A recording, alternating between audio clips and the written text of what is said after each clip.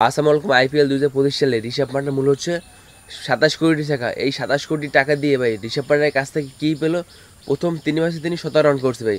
এই 27 কোটি টাকা দিয়ে ভাই মাত্র ভাই 17 রান পাবে বলে তাকে কি কিনেছিল ভাই? ঋষভ পান্ট একজন অভিজ্ঞতা প্লেয়ার, তিনি ভাই দীর্ঘদিন ধরে আইপিএল খেলছে, তার জন্যই তাকে 27 কোটি টাকা দিয়ে কিনেছে।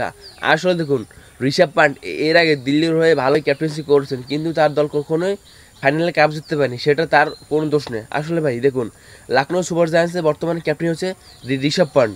ঋষভ পান্ট দেখুন কালকের ম্যাচে ভাই পাঞ্জাবের বিপক্ষে কি একটা বাজারটা ম্যাচ খেলছে, তিনি ভাই মাত্র 3 রানের একটা ম্যাচ খেলছে ভাই।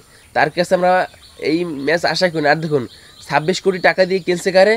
সেরেশায়ার। কি সেরেশায়ার দেখুন ভাই, তার কালকে ভাই ম্যাচটা দিয়েছে, তিনি ভাই দারুণটা ম্যাচ খেলছে ভাই। তার ভাই খেল থেকে আমি একেবারে অবাক হয়েছি। লখনৌ সুপার জায়ান্টস এখানে ভাই ম্যাচের কারণ হচ্ছে দেখুন ভাই, তাদের দলে একটা ভালো একটা পেস বলার নাই ভাই। এর তাসকিন আহমেদ যদি থাকতো তাহলে এখানে আর একটু ভালো একটু কাম ব্যাক করতে পারতো লখনৌ সুপার জায়ান্টস। তাসকিন আহমেদকে তাদের দলে নেওয়ার জন্য তাসকিনের সাথে যোগাযোগ করেছিল।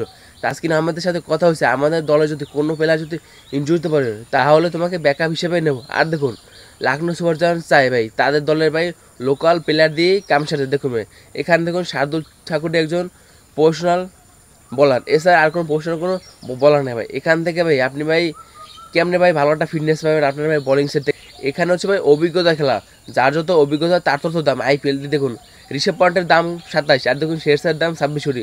তাদের এবারে আসলে তাদেরই সবচেয়ে হাইয়েস্ট দাম হচ্ছে। আর দেখুন আসলে একটা কথা কি ভাই, মানুষ ভাই শুধু ভাই টাকা দিয়ে বিশ্বাস করা যাবে না, মানুষের ভাই অভিজ্ঞতাই বেস্ট। এখানে দেখুন আর অনেক ভাই প্লেয়ার আছে তাদের থেকে অনেকটাই ভালো খেললে, কিন্তু দেখুন তাদের মূল্য হচ্ছে মাত্র 1 লাখ টাকা, 55 লাখ টাকায়। তারাও কিন্তু ভাই ভালো ভালো খেলতেছে। এখানে ভাই আসলে তাদের অভিজ্ঞতা নেই, আর ভাই এখানে ভাই তাদের অভিজ্ঞতা হচ্ছে। এখানে হচ্ছে ভাই আসল পার্থক্য।